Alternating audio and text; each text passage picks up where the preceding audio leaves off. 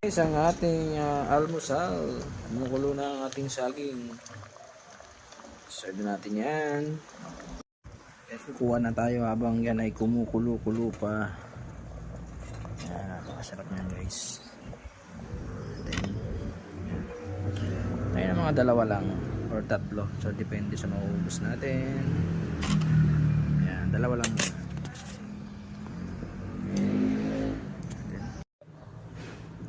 Ayan na guys,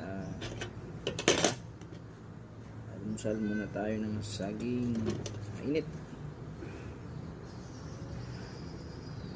So ito guys, ito yung mga maganda sa mga saging at saka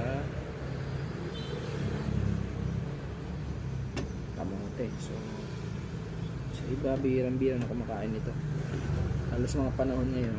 So tingnan nyo yung mga nangyayari sa mga tao ngayon.